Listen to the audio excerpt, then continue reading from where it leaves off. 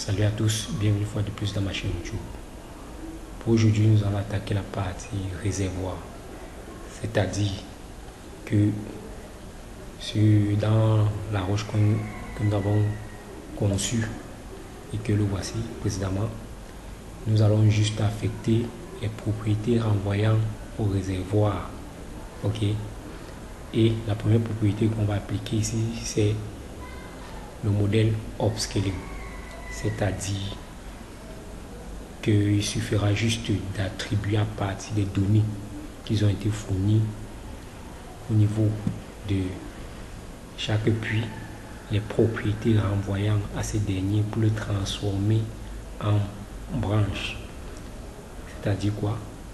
Lorsque je décoche ça, lorsque j'active les puits et j'active Fusion Faciès, ok, nous allons seulement transformer les données qui sont affectées à chacun de ces puits-ci en modèle.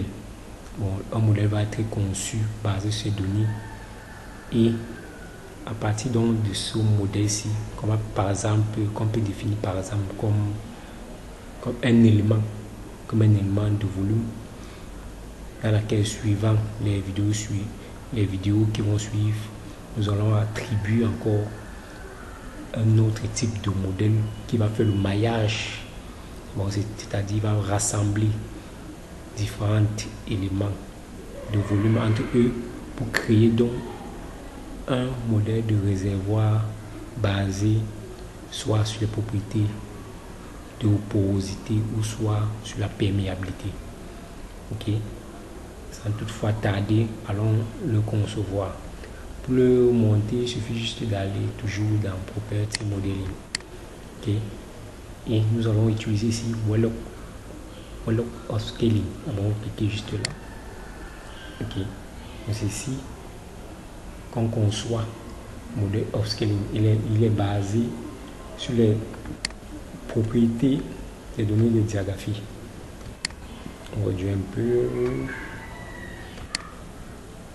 Ok. Ici, la première, il n'y a qu'une seule fenêtre ici qui est Make Property. Par défaut, la sélectionner quand on crée un nouveau projet. Ok. Ce projet ici, c'est ce qu'il a pris par défaut.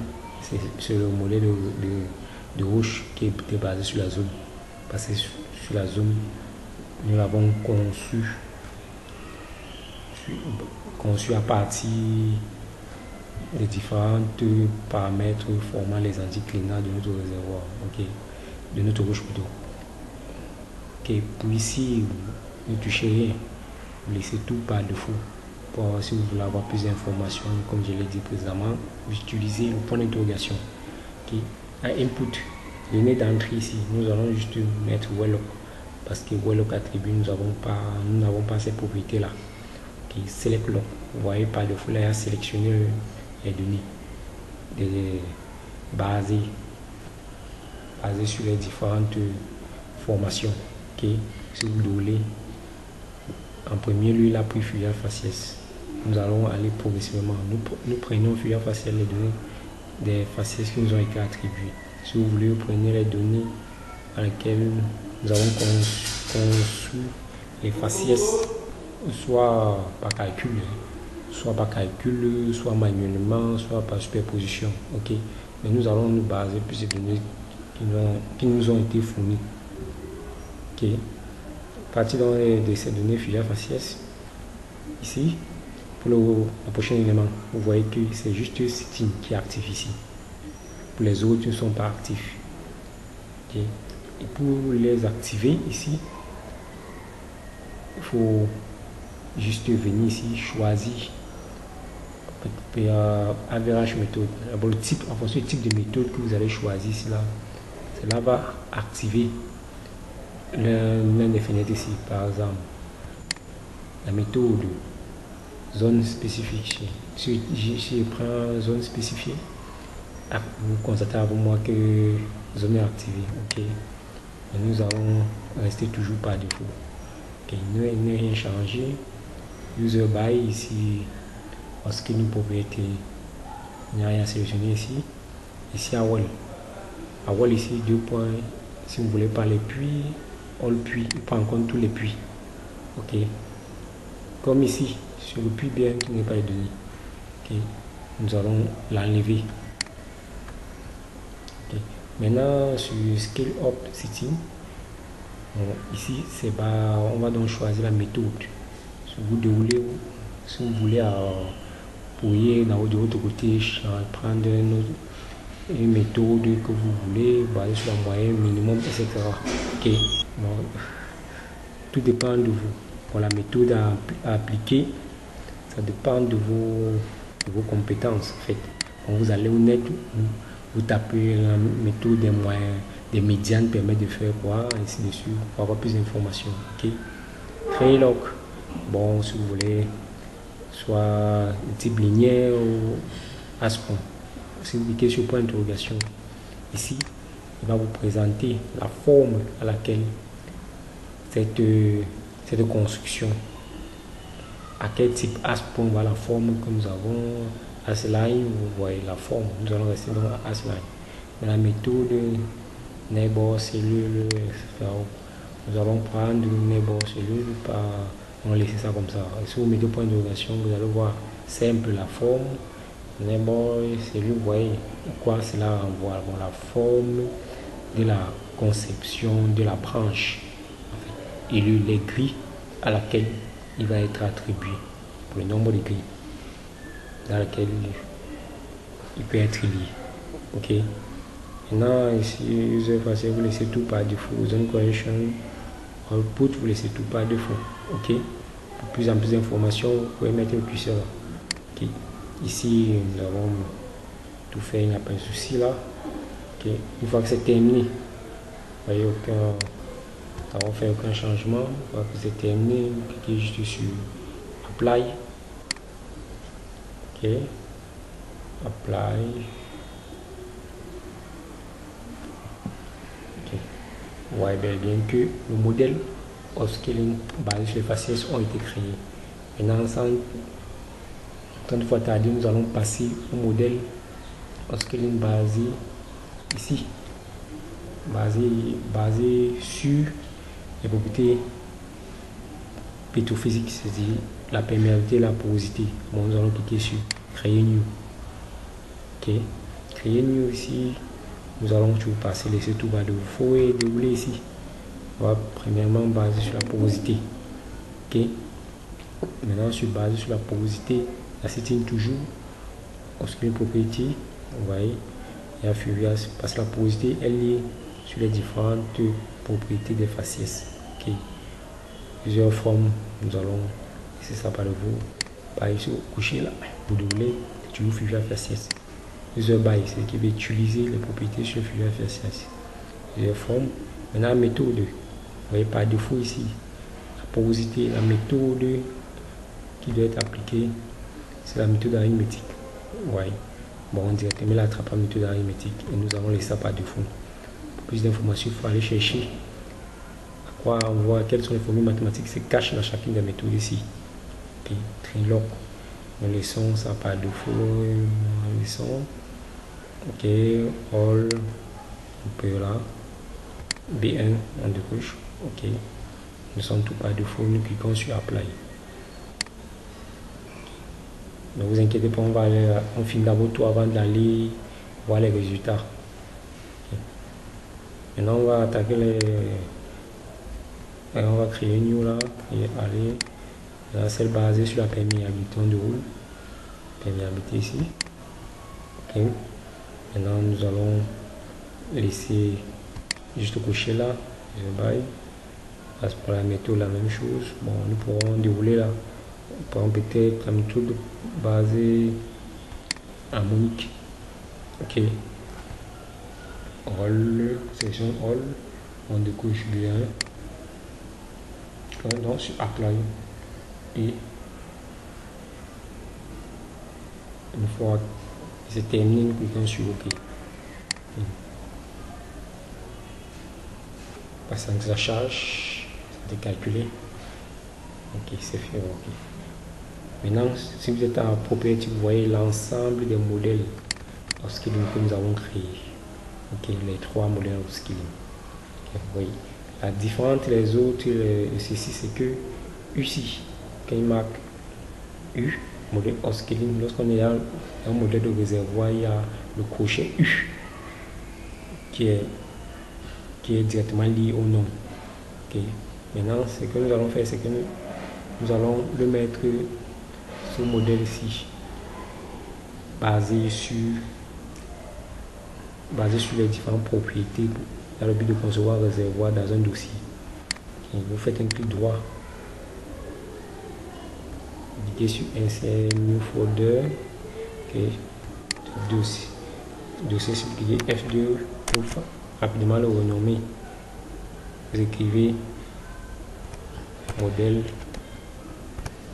de branche.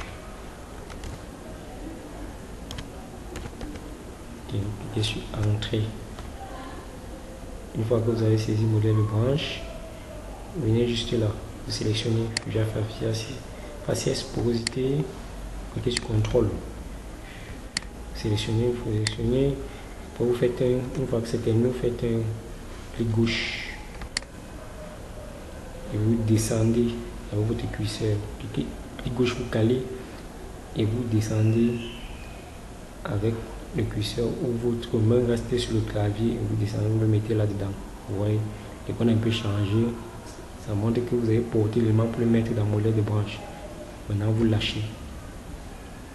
Et directement, vous constatez avec moi que le modèle de branche, il y a ces trois modèles à l'intérieur. Okay. Maintenant, nous allons aller visualiser les différents résultats. Il suffit juste de décocher là. Parce qu'on décoche, vous voyez, lorsqu'on clique sur Fusion faciès, bam. Alors, Fusion faciès. Ok, vous voyez, elle est bien au moins le modèle basé sur les branches, modèle upscaling. Vous voyez, parce qu'on approche, vous voyez, chaque formation traversée, on va bien mettre la couleur que ça renvoie. Ok. Pour ceux qui n'ont pas cette légende ici, venez juste là, vous déroulez là, vous prenez auto légende, oui, la légende va directement venir. Ok. Le modèle basé sur les branches. Maintenant, on va un peu ajuster la couleur, vous cliquez là, comme je vous ai montré précédemment, vous allez dans tout et vous cliquez sur Adjust Color Table. Le message vient, on accepte, on dit oui. Ok. Bon, c'est vrai que la couleur n'a pas très bien changé, mais voilà ça, on modèle basé sur les branches. Ici, lorsqu'on avons choisi les faciès. Maintenant, nous prenons la porosité. Porosité, oui, on est basé sur la porosité. Voilà les différentes valeurs de la porosité. Bon, c'est vrai que nous allons cliquer sur Ajuste Color pour que les couleurs puissent varier en fonction de cette légende-ci. Ajuste Color, constatez directement ça a changé. Et la porosité la plus élevée c'est 0.7 et se trouve au niveau de ce puits-ci. Si vous par hasard si on désactive ceci, nous mettons en place les puits. Vous voyez, directement à chacune de ces puits et affecter le modèle upscaling. Vous voyez ce qu'il disait, c'est que il a construit le modèle upscaling en fonction des données de diagraphie basées sur les faciès,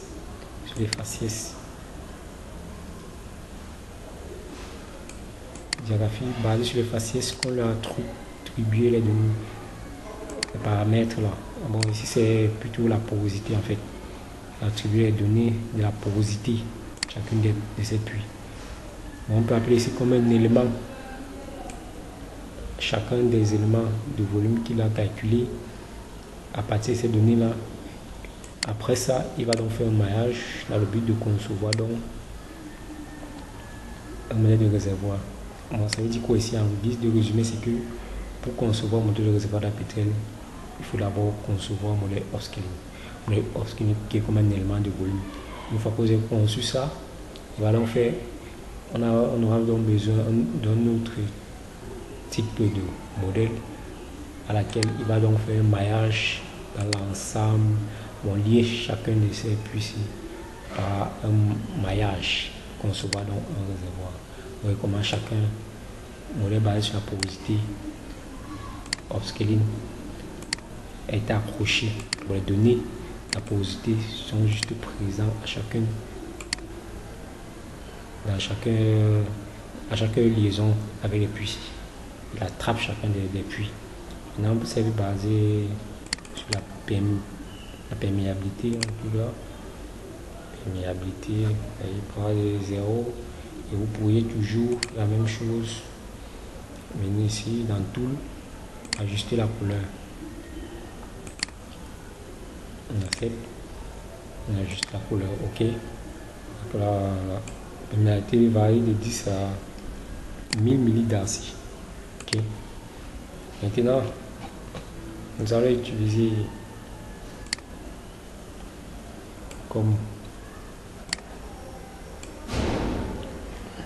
plus d'analyse. Vous cliquez sur Fusion Faciès. On va voir ici l'histogramme basé sur la Fusion Faciès, basé sur les différents paramètres qui ont été liés pour pouvoir concevoir le modèle upscaling. On va essayer de voir l'histogramme. On va venir ici, l'histogramme. Bon, on va aller là-bas, nous allons aller dans info, question info.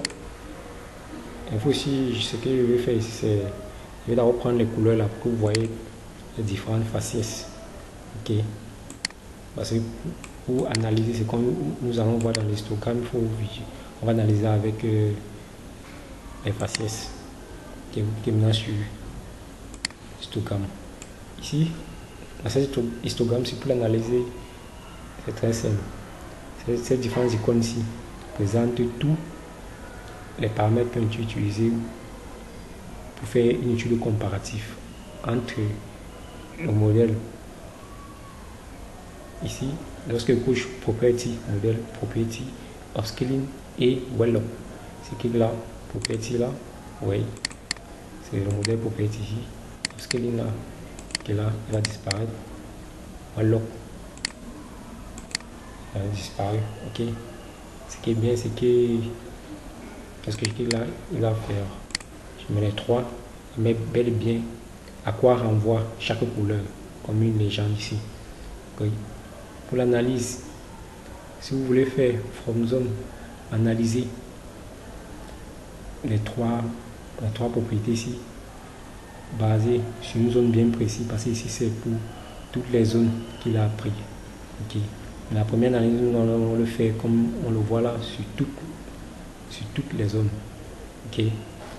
Maintenant, ici, l'axe ici représente, lorsque vous voyez l'axe des X, et voilà les axes des Y. L'axe des Y représente le pourcentage de présence des différentes formations. Formations traversées. Le code ici, les différentes formations traversées 0, 1, 2. À quoi renvoie la formation en question? Le voici ici. 0 avant 100, 1, sable fait 1, grégo sable et l'âge le 3 le dernier. Ok, le 3. Ok. Maintenant, on a les couleurs maintenant renvoient au modèle ou aux propriétés qui a été construit. Par exemple, Fusion Faciès, qui est le type property. Ici, nous avons le modèle upscaling et le dernier, c'est voilà.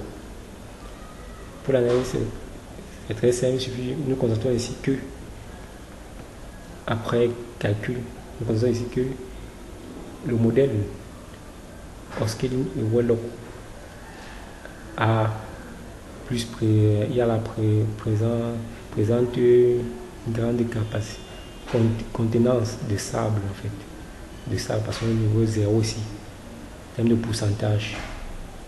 Donc, le sable est présent dans ces deux modèles en même quantité. Or, dans le cas dans Property, c'est basé sur les filières faciès. Property, elle est moins présente. Bon, le pourcentage est faible. Bon, le modèle upscaling et Warlock, il a presque même quantité de sable. Maintenant, en termes de sable fin, dans le sable fin au niveau 1, on constate que cette proportion a beaucoup diminué, très moins, on peut dire quoi, très faible. Ici, elle varie, elle décroît au fil que le modèle devient plus consistant, parce que Property, c'est le modèle le plus important. Upscaling, c'est le modèle qui est introduit à l'intérieur de Property. C'est ça qui dit que Property est le plus important, parce qu'il permet de concevoir au modèle Upscaling. Et Warlock, ce sont les données qui nous ont été fournies. Parce que vous remarquez les données ici, dans le cas, c'est les données qui, dans le cas des gros sables, les données qui nous ont été fournies, leur pourcentage est plus faible par rapport au modèle Upscaling. Et en première position vient le modèle Property. Bon, le gros sable est plus important dans le modèle Property ici. Maintenant, le dernier cas, l'agile, en fait, le pourcentage d'agile, et on peut dire est plus présent dans le modèle Property que dans le modèle Upscaling. Elle est un peu identique dans le modèle Property et le modèle basé sur les données Warlock. Maintenant, pour voir dans chacune des zones piquées là, dès que vous cochez, vous voyez que au niveau de base dans cette top table, voilà la présence de différentes formations rencontrées. Ici, on peut voir bel et bien que le sable est plus présent au niveau de la première couche. Le sable est plus présent. Voilà ça, quand c'était plus présent là, au niveau de la deuxième, on constate que non, ici, à 2 là, c'est plus présent, les gros sables, ainsi de suite. Une fois que c'est terminé, vous cliquez donc sur, vous pouvez juste de cocher là, vous cliquez sur fermer, parce qu'on n'a rien modifié, vous cliquez sur fermer. Une fois que c'est terminé, c'est fermé. Je suis fermé. Bon, je crois que c'est terminé, le modèle Upscaling est terminé. Bon, pour la prochaine fois, nous allons donc, à partir du modèle Upscaling, faire le maillage pour concevoir donc un modèle de réservoir. Basé sur les différentes propriétés là. Fusion faciès, porosité, perméabilité. Nous allons juste nous limiter dans ces trois types-ci. À vous de votre côté choisir à l'étude d'Upscaling, vous pourriez changer le modèle que vous voulez. Vous pouvez ajouter soit prendre le modèle basé sur le gamma, soit basé sur le net cross. Bon, disons-nous donc à la prochaine. Portez-vous bien.